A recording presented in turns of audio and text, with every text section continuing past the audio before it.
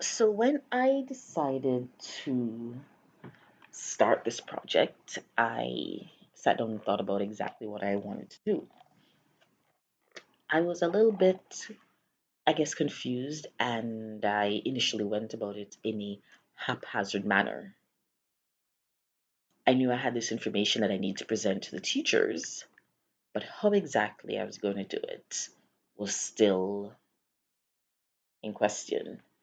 So the first thing I did was I actually sat down and I looked at this CMC competence model. And after reviewing it a few times, I knew that I wanted to I wanted to talk about all the competencies if that were possible. And also, I needed to take a look at the message factors. Well, not just message factors, all the factors that would influence the competence and also the outcomes. And so I looked at these competence, and really, they're just three main competencies in CMC. And these competencies are motivation, skills, and knowledge. Now, it is the knowledge competency, or rather, I'm so sorry, it is the skills competence that is subdivided. And it's subdivided into attentiveness, interaction management, expressiveness, and composure. Now you have the factors. They're the medium factors, the message factors, and the context factors. And all of these factors are further subdivided. Medium factors subdivided or subset of richness, interactivity, speed, level of social presence, and accessibility. The message factors are subdivided into complexity, equivocality, quantity, emotional content, while the context factors are subdivided into culture, relationship level, status, time pressure, distance, and task ambiguities. As for the favorable outcomes that we'd like to see, they are efficiency, understanding, appropriateness, and satisfaction. So I actually had to look at the media that I would be using for this transfer of knowledge for my educators. And so I decided to go with PowerPoint.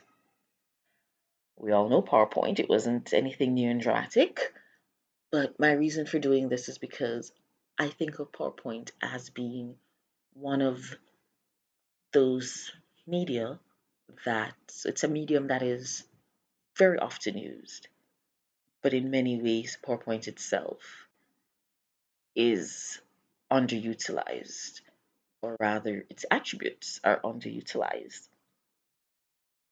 With a PowerPoint, you can create a cartoon with it. You can make little animated figures. You can add narration. And so for this presentation, my first presentation, I decided to add narration.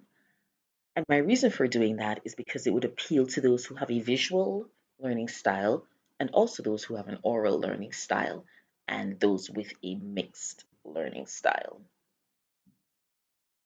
Now, thing about PowerPoint is that many persons do a presentation and they throw all their facts on the screen. A PowerPoint is not supposed to be like that. It's actually supposed to literally be points, bullet points. And so that's the reason I added a narration, because I would then be able to expound on all the points that I was making. I did this in a bid that I'd be able to keep my students engaged and not bombard them with all this visual information at first. And so that was my reason for doing this with narration. I actually enjoy the narration. Sometimes there would be, while doing it, I would note that I'd have to go over again and again. Sometimes it would not be as loud as I wanted, or I'd make a mistake. The good thing is that you have something that you are reading from, but even then, And so, in doing the presentations, and I even mentioned it in one of the presentations that I did, that sometimes it's good to actually, as a teacher, go over and over practice before you present yourself so that you're feeling more confident, or rather, so that you'd have more composure. Now, the other medium I chose, I chose PowerPoint again as a second medium, but this time I decided to change it a bit and use Powtoon. Since starting the TLEP program, I have been introduced to many different technologies, different apps, and Powtoon is actually one that I enjoy quite a bit. It's There's so many things you could do with it. And so I exported my PowerPoint to Powtoon, and I added little characters. I didn't do a narration, but I ought to add that with Powtoon can narration. What I wanted was to just have points that were concise and yet relayed all the information that I wanted to be relayed. It's an app. It's a technology that I'm finding that I've been using a bit of, and I expect that I am going to be using it quite a lot in the future. I've even introduced other persons to it, other educators, and it has appealed to them. It appeals to me in that I find it to be engaging, and therefore that is my reasoning for using it. Now, the last presentation that I did, I used an audio file, and I did this because I have a love for podcasts. I have a love for podcasts, which may be a little bit too much, but I find it so convenient to be able to listen to something while I am doing something else. And so I podcast while I am exercising, which I haven't really been doing in a while. And it shows. But I podcast while I'm listening to podcasts while I'm my washing dishes, for example, doing housework. And that's just the convenience of it. Many of our educators are going to be involved in other activities. And so, for the person who has a child to take care of, and this, for me, why this resonated with me so much is because I also have a child and I've had to take care of my child, and yet I'm able to listen to the podcast at the same time. I've also had a student who, while she was doing her program, she was pregnant at one point, then she had her baby. She was going through quite a lot of difficulties at the time. And so, in a bid not to put too much pressure on your students, it's good to put something in place, or even one thing in place, that you'll be able to facilitate them.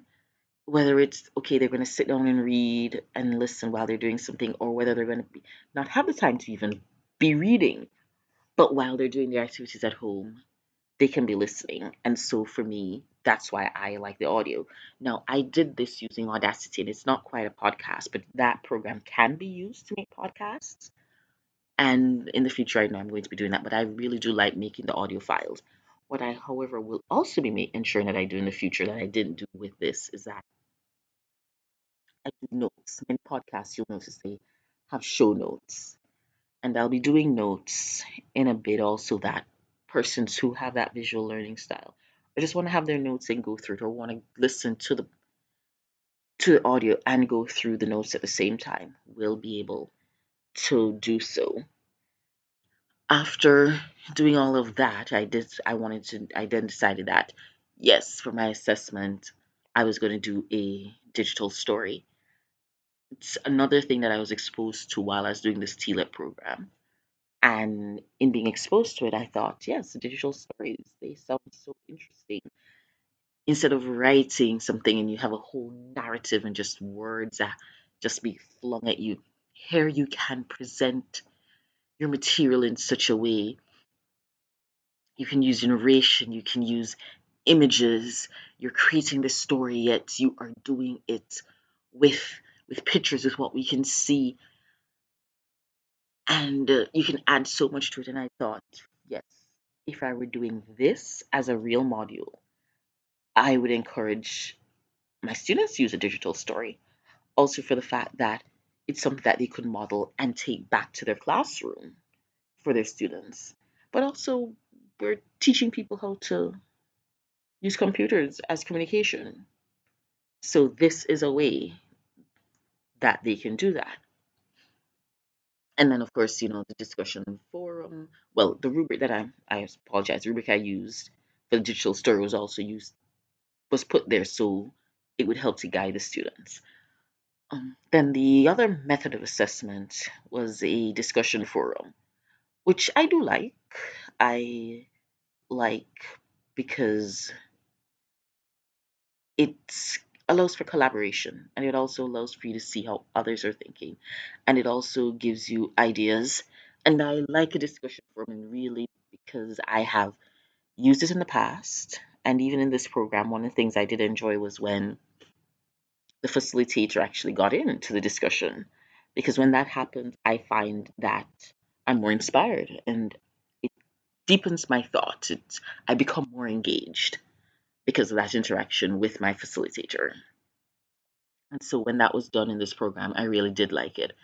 And I've also used it for that purpose because in my studies, a little bit more practical. And sometimes there's a certain way I want the students to think, but I will ask questions, I'll throw things and I'll pull back.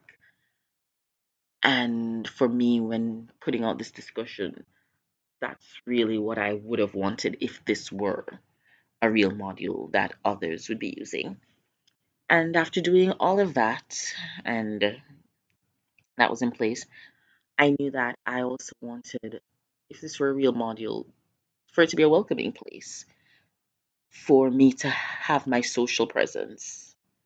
So, from the very beginning, as I opened the modules, I ensured that I did my welcome. I gave my contact information so my students would know how to get in touch with me.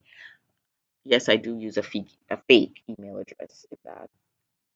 And I also made sure to, put up my expectations of them in terms of collaboration, but also in terms of respect for each other. And then I put in a little icebreaker just for us to get to know each other. So that's it. That's my thought process as I was creating this module for CMC. This It's still a work in progress. I'm still a work in progress, and I know that as I continue with this, all of it is still going to continue being a work in progress. I never expect to stop learning. So as I continue facilitating in the future, I'll be learning new things. I'll be learning new technologies. But this program on a whole, this entire TLIP program has opened my eyes in so many ways to so many things that I know I'll be using in the future.